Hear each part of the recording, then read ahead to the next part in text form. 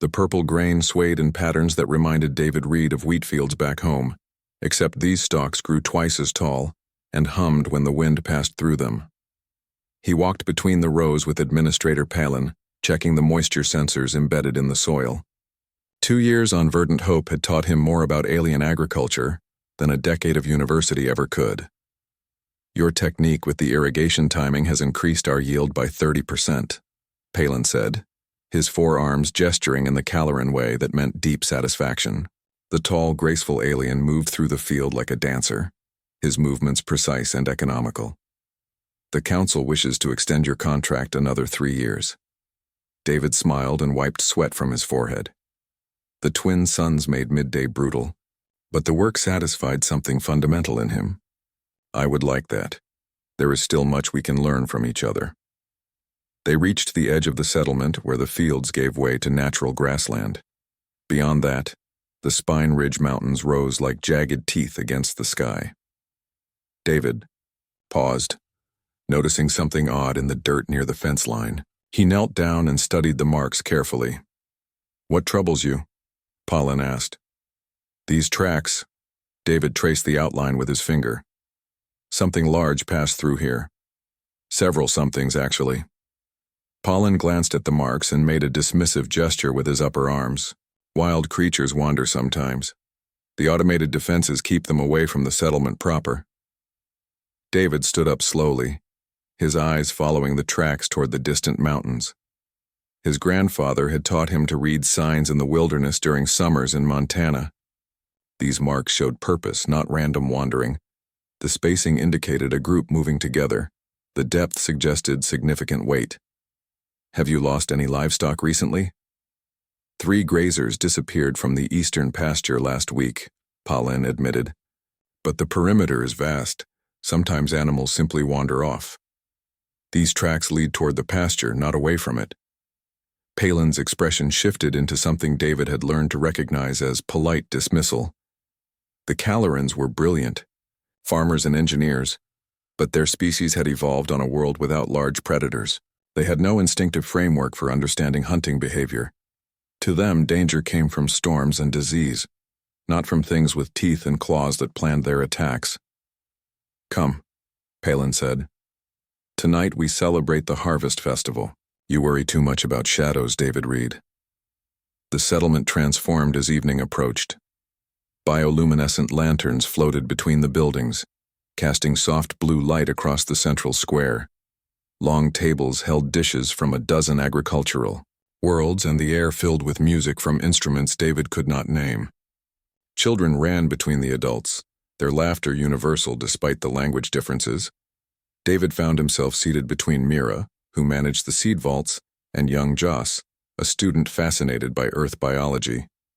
Both Calorans had become his closest friends during his time on Verdant Hope. Tell us again about the great beasts of Earth, Joss begged, his eyes bright with curiosity.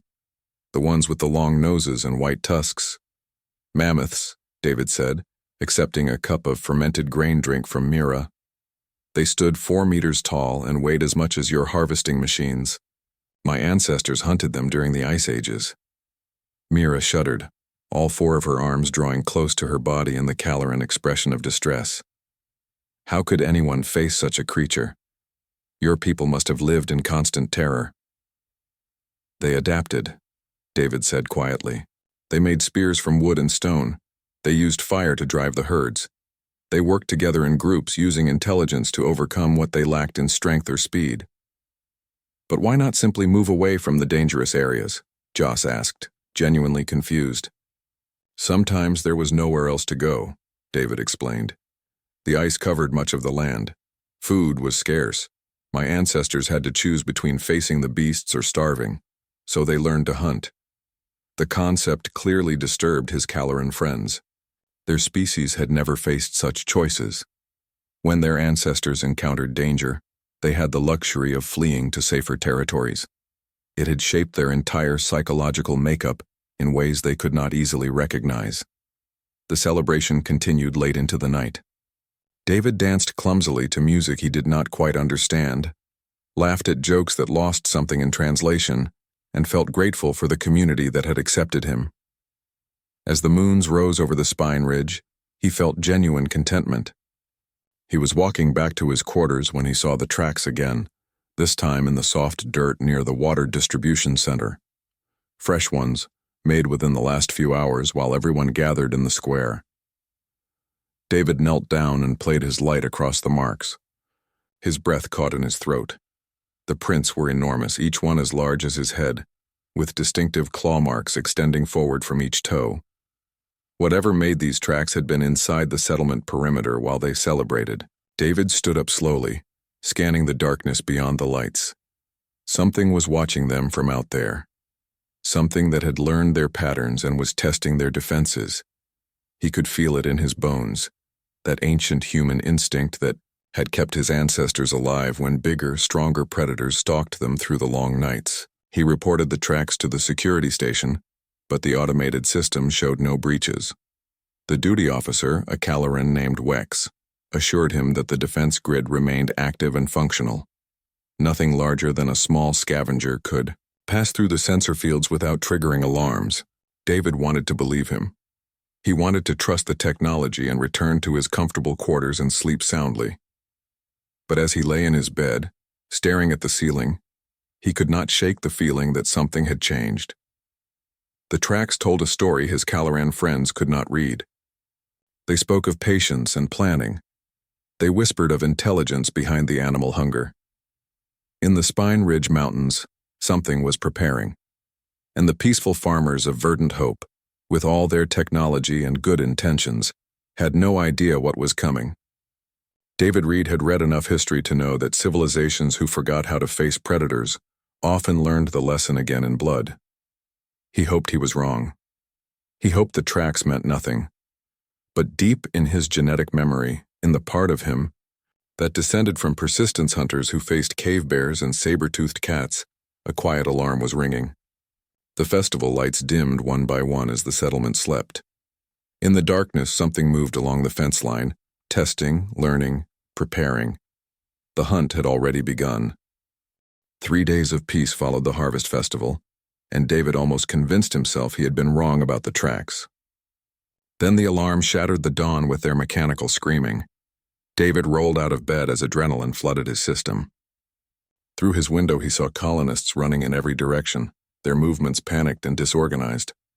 The piercing wail of the emergency system echoed between the buildings, and underneath it he heard something worse, screaming, real screaming, the kind that came from genuine terror. He grabbed his work boots and ran outside wearing only sleeping clothes. The settlement had transformed into chaos. Calorans fled toward the central square where the shuttle landing pads waited, but their path was blocked. David saw why, and his blood turned cold. The creatures from the spine ridge had come. They were massive, each one standing nearly 3 meters at the shoulder, built like a terrible fusion of bear and wolf. Their hide was thick and scaled, colored in patterns that had let them blend with the mountain rocks, but their eyes held the worst revelation. Intelligence gleamed there, cold and calculating. These were not simple beasts following instinct. They were hunters who planned their kills. 6 of the creatures had positioned themselves between the colonists and the landing pads. 2 more circled around from the east, cutting off escape routes. David watched in horror as they herded the Calorans like livestock, driving them away from safety and toward the open fields where they would have no shelter.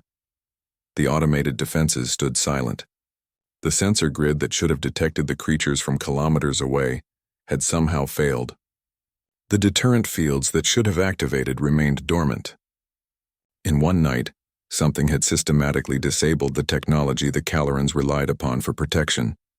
Administrator Palin stood in the square, all forearms raised in the traditional signal for calm, but his voice shook as he shouted orders. Proceed to the landing pads in organized groups. The shuttles are programmed for automatic evacuation, but the creatures were too smart for that. Every time a group of Calorans tried to reach the pads, one of the massive predators would charge forward, jaws snapping, driving them back. The beasts were not attacking yet. They were playing with their prey, testing responses, learning patterns. David saw Mira frozen near the water distribution center, her forearms wrapped around young Joss. The student's eyes were wide with a fear his species had not needed to feel for thousands of generations. 15 meters away, one of the creatures was pacing closer, its head lowered, studying them with predatory patience. Every instinct in David's body screamed at him to run for the shuttles with everyone else, but his eyes measured distances and angles, calculating possibilities the way his ancestors had calculated when cornering prey across the African savanna. The path to the landing pads was blocked. The creatures controlled that space. Running toward them meant running toward death. He sprinted toward Mira and Joss instead, staying low, using buildings for cover. The creature noticed him and swung its massive head in his direction. David grabbed both Calorans by their upper arms and pulled hard. "Not that way. Follow me." "The shuttles," Mira gasped, her voice breaking with panic. "We must reach the shuttles." "We cannot," David said, already moving, half dragging them toward the agricultural sector. "Those things control the landing zone. We need shelter we can defend." Behind them, the creature roared and began to follow. Its heavy footfalls shook the ground. David pushed his friends forward, making for the seed storage facility at the edge of the settlement. The building was reinforced concrete, built to withstand storms and maintain precise climate control. More importantly, it had only one entrance and no windows at ground level. They reached the door as the creature closed to within 20 meters. David slammed his hand against the access panel and thanked every god he could think of when the lock recognized his authorization. The door slid open. He shoved Mira and Joss inside and followed, hitting the emergency seal button as the creature charged.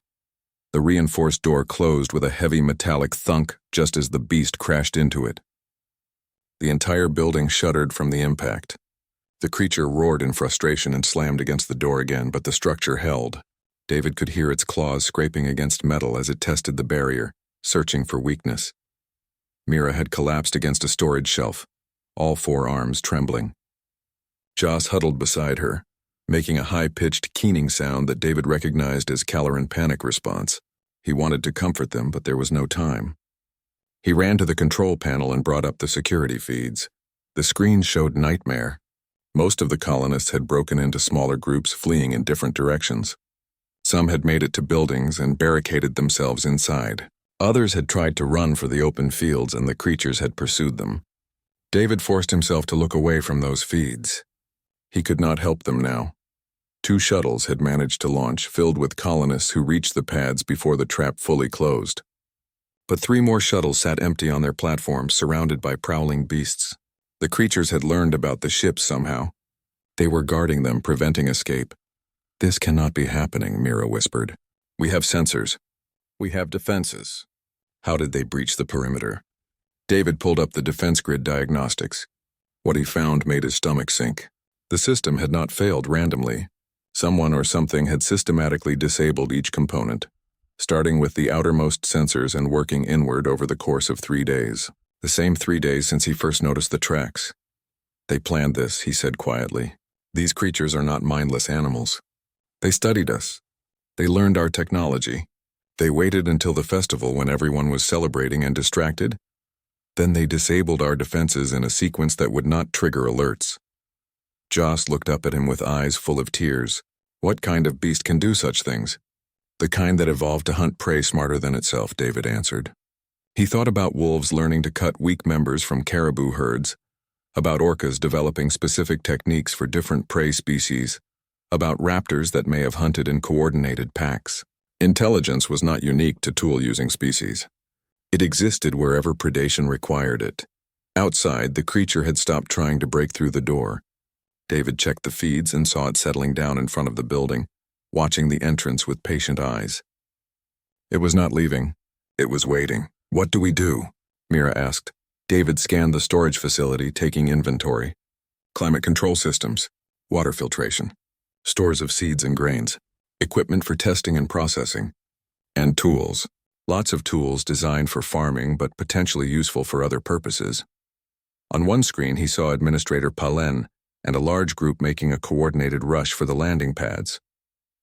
The creatures moved to intercept, their coordination perfect. David wanted to look away but forced himself to watch. Some Calorans made it to a shuttle. Others did not. The shuttle launched, climbing fast into the morning sky. "We survive," David said finally. "We wait for rescue from the orbital station. But we do not wait passively." He moved to the equipment racks and began pulling down items. Irrigation pipes made of strong metal, welding tools for repairs, cutting implements. Mira watched him with incomprehension. "What are you doing?" David looked at her, then at young Joss, then at the screens showing the nightmare outside.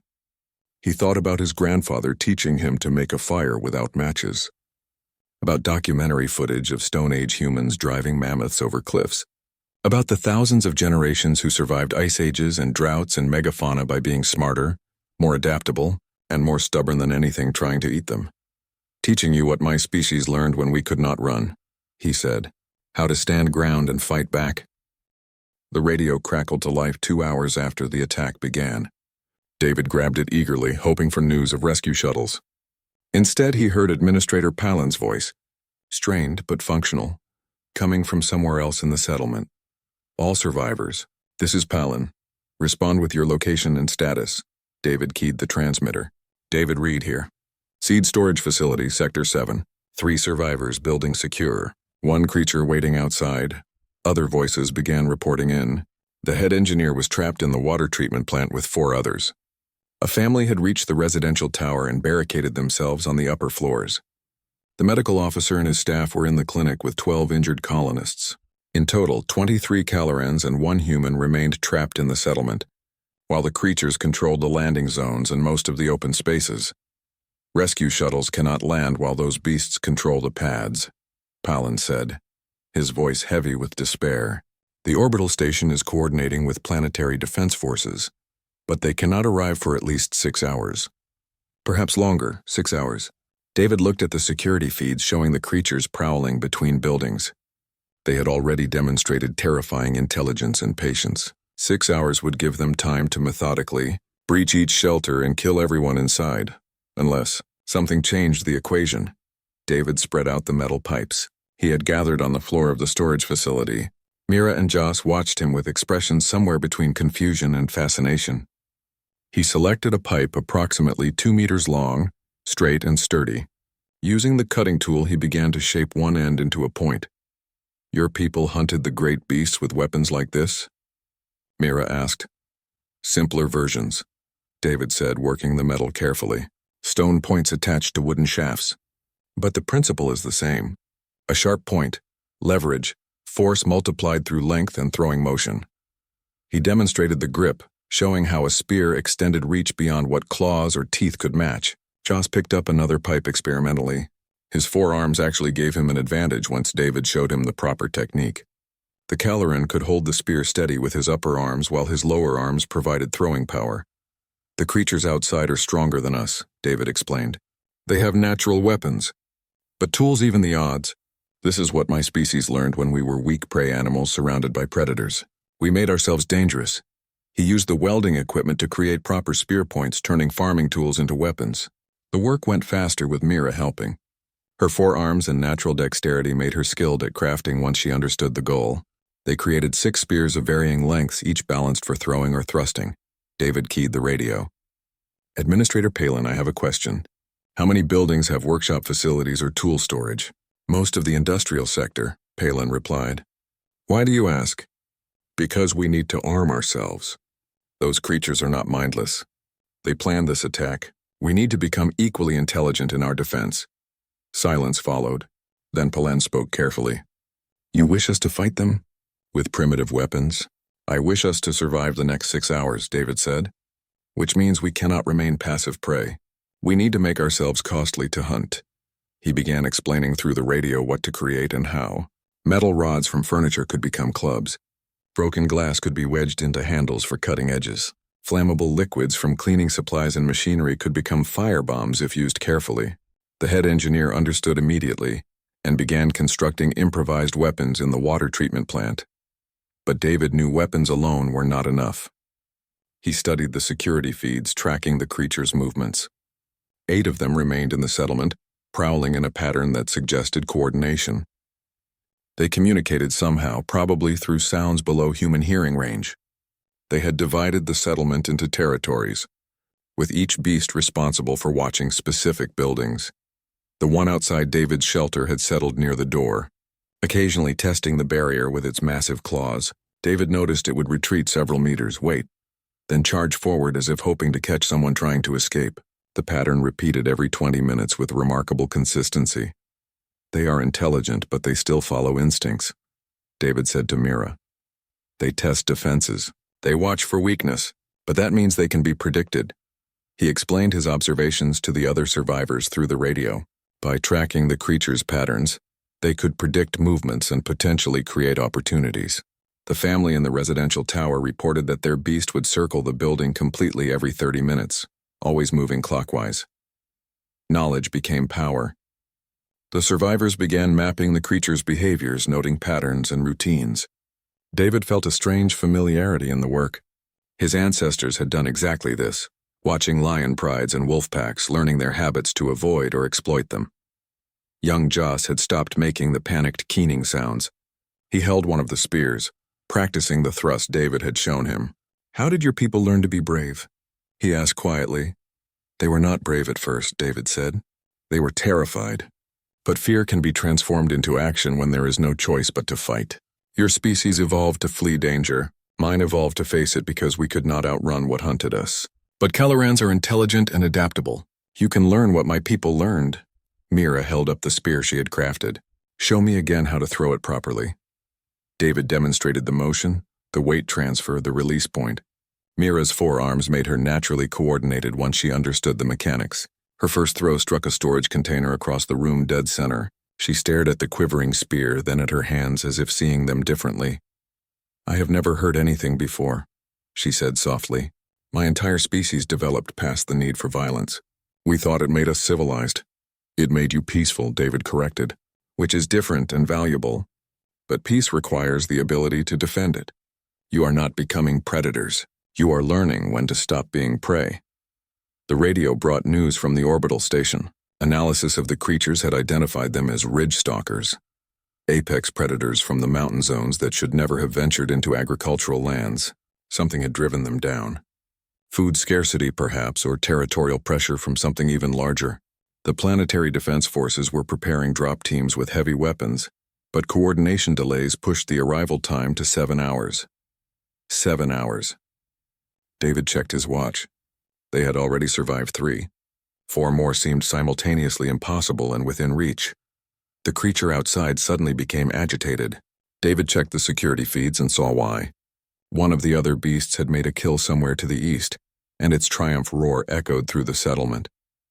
The other creatures responded, their coordination breaking as instinct took over. They moved toward the sound, leaving their posts to share in the feast. "Now," David said into the radio, "everyone check your feeds. Some buildings have clear paths to other shelters. If you can move, do it now. Consolidate survivors into fewer, more defensible positions." The family in the residential tower made it to the medical clinic.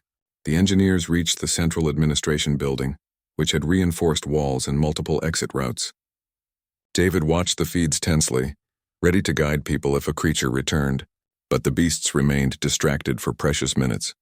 When they returned to their posts, the survivors had redistributed themselves into 3 strongholds instead of 6 scattered positions. David, Mira, and Joss remained in the seed storage facility, but now they had radio contact with better organized groups. 4 more hours, Mira said, gripping her spear. "We can survive 4 more hours." David nodded, but he was watching the feeds with growing concern. The creatures had learned the settlement layout during their attack. They would soon realize the survivors had moved. And when they did, they would adapt. Intelligence worked both ways. Outside, the beast guarding their building raised its head and sniffed the air. It turned slowly, its eyes seeming to look directly at the security camera. Then it opened its jaws and made a sound that David felt in his chest. Not a roar, something more deliberate. A call. The other creatures answered from different parts of the settlement. The ridge stalkers were communicating. They were coordinating, and they were preparing for something new. David gripped his spear tighter and prepared to teach his Caloran friends one final lesson his species had learned during the Ice Ages: how to stand together against the darkness and refuse to break. The creatures began their coordinated assault at the 4-hour mark. David watched through security feeds as all 8 ridge stalkers abandoned their patrol patterns and converged on the medical clinic. They had chosen the largest concentration of survivors for their first serious attack. They are learning too fast, Palin's voice came through the radio, strain evident in every word. The administrator was in the clinic, coordinating its defense. The doors will not hold long against all of them. David studied the feeds frantically, his mind racing through possibilities. The creatures were adapting their tactics, which meant the survivors needed to do the same. Defense alone would not work. They needed to become active participants in their survival, not passive victims waiting for rescue. His eyes fell on the environmental controls of the seed storage facility. Temperature regulation, humidity management, and ventilation systems that connected most of the agricultural sector buildings through underground ducts. An idea began forming, dangerous and desperate. Palin, what flammable materials do you have in the clinic? Medical alcohol, sterilization chemicals, some hydrogen peroxide. Why? Because we are going to do what my ancestors did when they were surrounded, David said. We are going to use fire, he explained quickly. Not to burn the creatures directly, but to create barriers and confusion. Fire was the oldest tool humans possessed, the one that turned them from prey into something predators feared. Every animal on Earth had learned to respect fire, even ones that had never encountered it before. Instinct ran deeper than intelligence. The plan was risky. They would use the ventilation system to spread flammable vapors through specific corridors, then ignite them in controlled bursts, not enough to damage the building significantly, but enough to create walls of flame that would force the creatures back and disrupt their coordination. This is insane, the head engineer said through the radio, but David heard calculation in his voice, not rejection. The Caloran was already considering the technical requirements. The ventilation system was not designed for this. Nothing about today follows design parameters, David replied. Can it work? It might, if we seal certain sections and open others. If the fuel-air mixture is correct. If we time everything perfectly. A pause. Yes, it might work. They began preparations immediately. The clinic staff poured alcohol into collection vessels. The engineers in the administration building began reprogramming ventilation controls. David, Mira, and Joss gathered every flammable liquid in the seed storage facility and prepared improvised ignition devices. Young Joss worked with steady hands now, his earlier panic replaced by intense focus. Tell me again why fire frightens predators. Because it is one of the few things in nature that kills without hunting, David explained, mixing volatile compounds carefully. It consumes without thinking. Even apex predators fear it because their instincts remember ancestors who burned. We are betting these creatures have similar instincts. The ridge stalkers began battering the clinic doors. The reinforced barriers held, but stress fractures appeared in the metal. The beasts were incredibly strong when they coordinated their efforts. Minutes remained before they would breach the shelter. Now or never, Palin said through the radio. David keyed the sequence he had programmed with the engineers. In 3 separate corridors surrounding the clinic, ventilation fans began pushing flammable vapor into sealed sections. The concentration built quickly. When sensors indicated optimal fuel-air ratios, David gave the signal. The clinic staff threw their ignition devices through small openings in the doors. The corridors erupted into walls of fire. The effect on the ridge stalkers was immediate and dramatic. The creatures recoiled from the flames with sounds David had not heard them make before, fear sounds. Their coordination shattered as instinct overrode intelligence. They scattered away from the clinic, some crashing through windows, others running blindly down corridors not yet affected by fire. It worked, Mira breathed, watching the feeds in amazement. Phase 1 worked, David corrected. Now we use their confusion. He had planned for this moment. While the creatures were disorganized, the survivors could move. Not to escape, not yet. The beasts still controlled the landing pads. But they could consolidate further, gather more supplies, and improve their defensive positions. The clinic staff evacuated in organized groups, moving through passages the engineers had confirmed were clear. They split between the administration building and David's seed storage facility, both locations chosen for their defensive advantages. The creatures tried to pursue, but the fire had spread along designed paths, creating barriers that channeled them away from the survivors. When the flames died down, burned out of fuel, the survivors had achieved something remarkable. All 23 Calorans and David were now in just 2 connected buildings with reinforced positions. They had weapons, supplies, and coordinated communication, They were no longer isolated prey waiting to be picked off individually. But the ridge stalkers were learning too. David watched through feeds as the largest creature, a massive specimen with scars across its hide, gathered the pack and organized them. It had clearly emerged as the alpha during the hunt. Now it was reassessing the situation with disturbing intelligence. The beast studied the buildings where fire had erupted. It approached carefully, sniffing, testing. When no more flames appeared, it made a series of complex vocalizations. The other creatures responded, their earlier panic replaced by cautious calculation. "They know we did something," Mira said. "They are trying to understand what?" David nodded grimly. "And they will figure it out eventually. These creatures are too smart. We bought time, but we need more than time. We need to clear the landing zones for rescue shuttles." Administrator Palen joined them in the seed storage facility, his forearms moving in patterns David had learned to recognize as deep stress. "The defense forces are still 3 hours away. Can we hold that long?" "Holding is not enough," David said. He was studying the feeds, calculating distances and angles. The ridge stalkers controlled the landing pads, yes, but they were concentrated in a relatively small area. 8 creatures intelligent but still bound by animal instincts and behaviors. An idea formed even more dangerous than the fire trick. David remembered documentaries about ancient human hunting techniques. The fire drive, where coordinated groups would use flames to herd animals toward cliffs or killing zones. His ancestors had used it to hunt mammoths.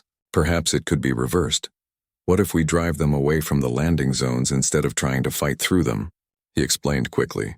They would create multiple fire sources in a coordinated pattern, not to trap the creatures but to push them. Humans had learned to use fire for herding long before they used it for cooking.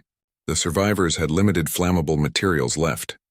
But if they used everything at once in the right sequence, they could create a corridor of flame that would funnel the ridge stalkers away from the landing pads and toward the open fields. "You want to hunt them?" Joss said quietly. "Like your ancestors hunted the great beasts." "I want to move them," David corrected. "There is a difference. We are not trying to kill them. We are trying to reclaim space so rescue can arrive." The engineers calculated trajectories and timing. The clinic staff prepared the remaining flammable materials. David and the other survivors positioned themselves at key points with their improvised weapons, ready to reinforce the fire barriers if any creature tried to break through. Everything had to happen in sequence. First, they would ignite fires at the eastern edge of the landing pad area. As the creatures retreated west, they would light the next set of fires, channeling the pack further away. The prevailing wind would help push the flames in the direction they needed. If it worked, they would create a clear corridor for shuttles to land. If it failed, they would use up their last resources and leave themselves defenseless. 3 hours until the defense forces arrive, Palen said. "If we do this now, we must hold the landing zone until they get here." David looked at Mira and Joss, then at the other survivors. They were exhausted, terrified, pushed beyond anything their peaceful species had prepared them for. But they were still alive. They had learned to craft weapons and use fire. They had discovered capabilities they did not know existed within them. "My ancestors survived the ice ages," David said, "not because they were the strongest or fastest, but because they refused to give up and they worked together. You can do the same." Mira gripped her spear with all 4 arms. "Then let us finish this." "Light the fires," David keyed the radio. "All positions prepare for coordinated ignition. On my mark." He watched the feeds, waiting for the moment when the creatures were positioned exactly right. The Alpha Ridge Stalker stood near the center of the landing pads, its pack spread around it in a defensive formation. They expected another attack on the buildings. They were not prepared for what was coming. "Mark," David said. Across the settlement, in carefully planned locations, the survivors ignited their final reserves of flammable materials.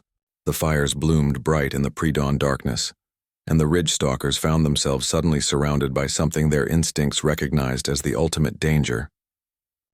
The creatures ran, and the survivors ran with them, using noise and movement to amplify their panic, driving them like the prey they had tried to make the Calorans become. The ancient dance reversed itself. The hunters became the hunted, and the prey discovered they could choose to be neither. The fires burned themselves out as true dawn broke over Verdant hope. David stood at the edge of the landing pad area, watching the last smoke trails drift toward the Spine Ridge Mountains. In the distance, he could see the ridge stalkers retreating, into their natural territory, driven back by something they had not expected to encounter: fear. Behind him, the first rescue shuttle descended through the morning sky. Its engines roared as it settled onto the pad, and David felt exhaustion hit him like a physical weight. They had done it, against impossible odds, using nothing but improvised weapons and ancient knowledge. They had survived.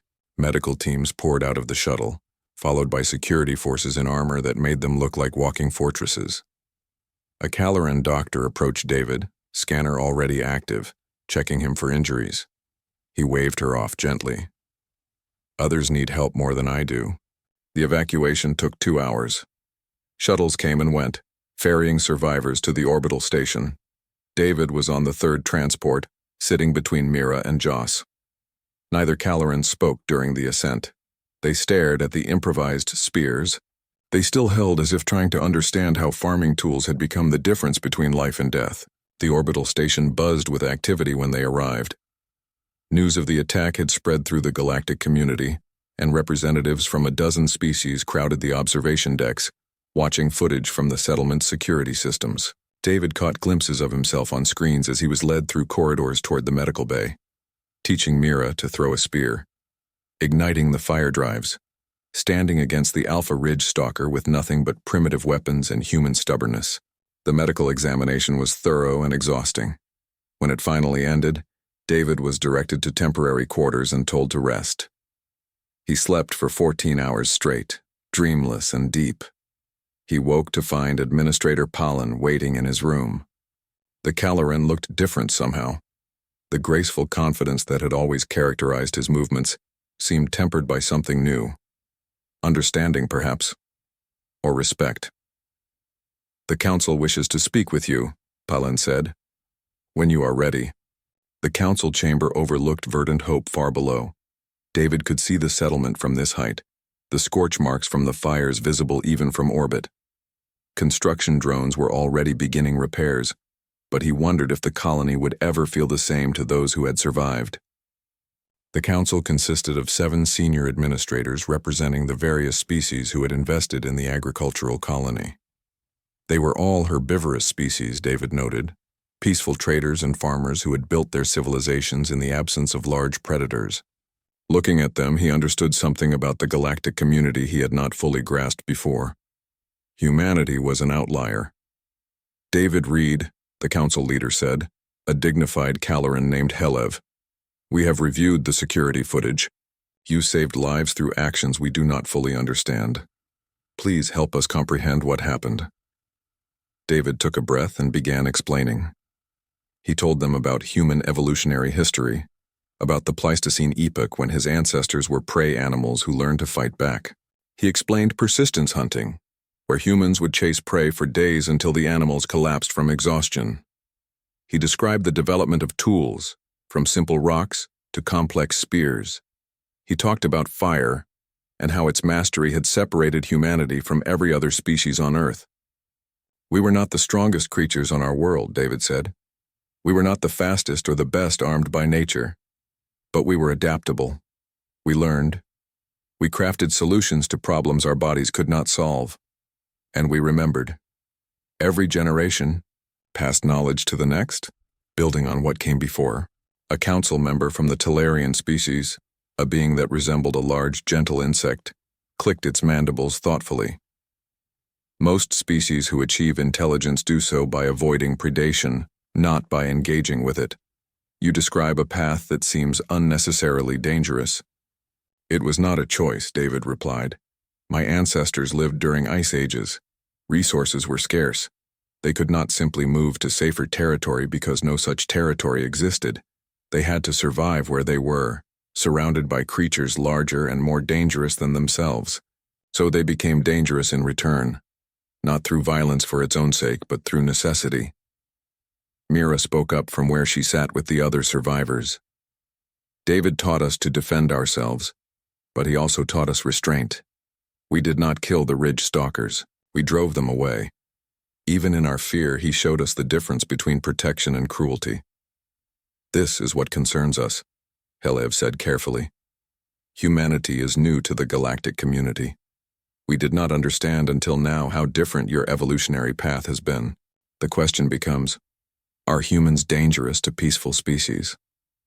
David had expected this. He thought carefully before answering. Every species has capacity for both help and harm. Humans can be gentle teachers and fierce protectors. We can build or destroy. What matters is choice and culture. My people chose to join the galactic community because we wanted to build, to learn, to grow beyond our violent past. But we cannot erase what we evolved to be. Our history of survival makes us good at certain things, like teaching others how to survive when hunting predators threaten them. The council members conferred quietly among themselves. David watched their body language, trying to gauge their thoughts. He realized suddenly that the future of human integration into galactic society might depend on what was decided in this room. Young Joss stood up suddenly, drawing all attention. I wish to speak, if permitted. Helev gestured for him to continue. Before the attack, I thought humans were strange, Joss said. Their stories of hunting great beasts seemed barbaric and unnecessary. I could not understand why any species would choose to face danger instead of fleeing from it. He held up the spear he had crafted. Now I understand they did not choose. They did what they had to do to survive. And because they learned those skills, they could teach them to us when we needed them. David Reed is not dangerous. He is a teacher who knows lessons most species never needed to learn. That does not make him violent. It makes him valuable. Mira nodded in agreement. My species evolved on a peaceful world. We thought that made us advanced, civilized. But civilization is not about avoiding all conflict. It is about choosing how to respond when conflict finds you anyway. David showed us that having the capacity for defense does not require constant violence. The spears we carry now will go into museums. We will not need them after today. But knowing we could craft them, knowing we could stand instead of only running, that changes us. It makes us stronger, not more violent. Helev was quiet for a long moment. We must consider abandoning the Verdant Hope colony. The Ridge Stalkers have shown they can overcome our automated defenses. They are too intelligent and too dangerous to coexist with agricultural operations. No, David said firmly. Abandon the colony if you must, but not because coexistence is impossible, because you choose not to learn how to achieve it. He explained his observations about the Ridge Stalkers. They were apex predators, yes, but they had not attacked randomly. Something had driven them from their mountain territory, probably larger predators or food scarcity. They had come to the agricultural zones out of desperation, and they had targeted the settlement because it represented easy prey that did not fight back. Now they know we do fight back, David continued. The Alpha saw us use fire and weapons. It experienced its pack being herded like prey animals. These creatures are intelligent enough to learn from that. If we establish proper boundaries, demonstrate consistent defense, they will recognize us as dangerous and avoid the settlement. You wish to teach us to coexist with predators, Helev said slowly. I wish to teach you that predators are part of any ecosystem, David replied. My species learned to coexist with wolves. Eventually we domesticated some and drove others away. But we did not need to exterminate them to feel safe. We just needed to establish ourselves as something not worth hunting. The council debated for hours. David was excused while they deliberated. He found himself in an observation lounge with Mira, Joss, Palin, and other survivors. Below them, Verdant Hope slowly rotated into view, the settlement small but resilient against the vast wilderness. Do you think they will listen? Mira asked. I think they are afraid. David replied honestly. Not just of the Ridge Stalkers, of what it means that humans exist. We represent a path they did not know was possible. Intelligence emerging from predation rather than from fleeing it. Are all humans like you? Joss asked curiously. Could any human have done what you did? David considered this. Most humans do not learn wilderness survival anymore. We live in cities, rely on technology, forget the old skills. But the capacity remains in all of us. In crisis, we remember what our ancestors knew. It is written in our genes and our cultural memory. He paused. What you learned down there, Mira, Joss, all of you. That capacity was always in you too. Your species simply never needed to develop it before. The call came 3 hours later. The council had reached a decision. When David returned to the chamber, he found the atmosphere had shifted. The council members no longer looked at him with quite so much wariness. "We have decided to maintain the Verdant Hope colony," Helev announced, "with conditions. We wish to hire human consultants to develop proper defense protocols, not military forces but teachers who can help our people understand how to coexist with dangerous wildlife. We recognize that fleeing from every threat is not always possible or wise." David felt relief wash through him. "I would be honored to help." "Additionally," Halev continued, "we are opening discussions with Earth about cultural exchange programs. Your species has knowledge the wider galaxy may benefit from. If taught carefully and responsibly, understanding survival tactics could help many peaceful species who face similar challenges on frontier worlds." It was more than David had hoped for. He bowed respectfully to the council. As he left the chamber, Mira caught up to him. "Will you return to Verdant Hope? To help us rebuild?" David looked down at the planet, thinking about the ridge stalkers in their mountains, the settlement scarred but standing, and the vast work ahead. "Yes," he said, "but not alone. I will bring other humans, teachers and researchers who understand both ancient survival skills and modern ecology. We will help you build something sustainable, a colony that can stand against the wilderness without destroying it." Mira smiled, all forearms gesturing in satisfaction. Then perhaps something good can come from this terror. David thought about his ancestors facing down mammoths with stone-tipped spears, about the countless generations who had survived impossible odds through intelligence and cooperation. "That," he said, "is the most human thing I have ever heard." 4 weeks after the attack, David stood once again in the purple grain fields of Verdant Hope. The stalks had grown back quickly, showing the remarkable resilience of native plants. Repair drones had erased most physical damage to the settlement, but the psychological scars would take longer to heal.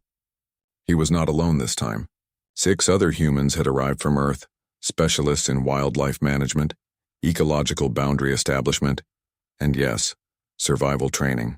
Together with the Caloran colonists, they were building something unprecedented in the galactic community, a frontier settlement that understood how to live alongside apex predators instead of simply fleeing from them. The landing pad bustled with activity. New colonists were arriving, but so were researchers from 36 species who wanted to study what had happened here. The attack had shaken assumptions about colony placement and defense strategies across the settled galaxy. David found himself giving lectures to xenobiologists who were trying to understand how humans thought about coexistence with danger. Mira approached him carrying a wrapped bundle. Her movements had changed since the attack. She walked with a kind of confidence that had not existed before, a sureness that came from knowing she could defend herself if necessary. "The first class of students has completed their training," she said, unwrapping the bundle to reveal a beautifully crafted spear. "We wish to present this to you as a symbol of gratitude." The spear was a work of art. Caloran craftsmanship had taken David's crude improvised weapons and refined them into something both functional and beautiful. The shaft was carved from local hardwood with patterns that told the story of the attack. The metal point was balanced perfectly, forged with techniques that blended human knowledge with Caloran precision. "I cannot accept this alone," David said. "That spear represents what we all learned together. Display it somewhere public as a reminder." They decided to place it in the new community center, alongside documentation of the attack and the improvised defenses, not as a celebration of violence but as an acknowledgement that peaceful species could learn to protect themselves without losing their essential nature. Young Joss ran up to them, excited. "David, come see what we built." The watch stations ringed the settlement at strategic intervals. Each one contained early warning systems that blended Caloran's sensor technology with David's understanding of predator behavior. The stations were staffed by trained colonists who knew how to read signs in the wilderness. They carried spears and fire-starting equipment, but more importantly, they understood when to use them and when to simply observe. "The ridge stalkers have been spotted on the northern ridge 3 times this week," Joss explained enthusiastically. He had embraced his role as a bridge between human and Caloran thinking. "We use the signal protocols you taught us. Bright lights, loud sounds, show of weapons. They observed us and moved on. No aggression from either side." David felt pride at this. The goal was never to eliminate the ridge stalkers. They were part of the ecosystem, apex predators that kept other populations in check. The settlement just needed to establish itself as territory not worth the effort to invade. He climbed one of the watch stations and looked toward the Spine Ridge Mountains. Through binoculars, he could see movement among the rocks. The Alpha Ridge Stalker, identifiable by its scars, was visible on an outcropping. It seemed to be watching the settlement as well. Two species, both intelligent in their own ways, learning to share space. Administrator Palin joined him on the platform. The council has asked me to extend an offer. They want you to head a new department, Frontier Coexistence Strategies. You would travel to other colonies facing similar challenges and teach them what we learned here. David lowered the binoculars. That would mean leaving Verdant Hope, only temporarily. This would remain your base of operations, but your knowledge could save lives on dozens of worlds. Species like mine, who evolved without predators, we are expanding into territories we do not fully understand. We need teachers who can help us adapt. It was a massive responsibility. David thought about his grandfather, who had taught him to read animal tracks in Montana forests. That simple knowledge passed down through generations had saved 24 lives when technology failed. How many more could benefit from similar wisdom? I accept, he said. But I want Mira and Joss to be part of the team. They understand both perspectives now. Human survival knowledge filtered through Caloran experience. Palin gestured agreement with all four arms. I hoped you would say that. Over the following days, David prepared for his new role. He documented everything he had taught the colonists, creating training materials that could be adapted for different species and environments. The work was detailed and exhausting, but necessary. One evening, he found himself alone at the settlement's edge where the fields met the wilderness. The spot where he had first noticed the ridge stalker tracks before the attack. He knelt down and examined the ground, noting fresh prints. The creatures still came close sometimes, testing boundaries, making sure the humans and Calorans remained alert, teaching them as much as we teach our people. Mira's voice came from behind him. She had approached silently, learning some human habits. She knelt beside him, studying the tracks with educated eyes. They are maintaining distance now. Respectful distance. Fear is not the goal, David said. Mutual respect is better. They know we will defend ourselves. We know they are dangerous. Both sides benefit from maintaining boundaries. Is this how humans coexist with predators on Earth? Sometimes. Other times we failed and drove species to extinction, or they drove us from territories. Coexistence is not guaranteed. It requires constant effort and wisdom. David stood up, offering his hand to help Mira rise. What we are building here is rare. Most species never develop this kind of relationship with their environment. They either dominate completely or flee to safer spaces. And humans do both? Humans adapt to whatever the situation requires. That is our strength and our danger. We can be gentle farmers or fierce hunters, often within the same day. He looked back at the settlement, at the watchfires beginning to glow as evening approached. What I hope to teach your people is not how to become hunters, but how to recognize when to stand firm and when to yield ground. How to read the wilderness and respond appropriately. They walked back to the settlement together. The Harvest Festival was being held again, delayed from its original date by the attack, but now proceeding with renewed meaning. The decorations were the same, the food familiar, but the people had changed. Calorans carried themselves differently now, not with aggression, but with quiet confidence. During the feast, David was asked to speak. He stood before the assembled colonists and visitors, choosing his words carefully. 4 weeks ago, this colony faced its greatest test. Creatures more powerful than any of us, working with intelligence we did not anticipate. Technology failed. Standard defenses proved inadequate. But the people of Verdant Hope discovered something crucial. They found capabilities they did not know they possessed. He gestured to the Calorans around him. Your species evolved without needing to fight predators. You have never developed the instincts that drive humans to sometimes stand and face danger. But instinct is not the same as capacity. When necessity demanded it, you learned. You crafted weapons. You used fire. You coordinated defense. Most importantly, you chose when to fight and when to show restraint. The spears we made during the attack are now museum pieces. We hope never to need such weapons again. But knowing we can make them, knowing we have the capacity to defend ourselves, that changes everything. It transforms prey into something different. Not predators, but people who choose their own fate. He paused, looking toward the mountains where the ridge stalkers lived. My ancestors survived ice ages by refusing to be only victims. They became active participants in their own survival.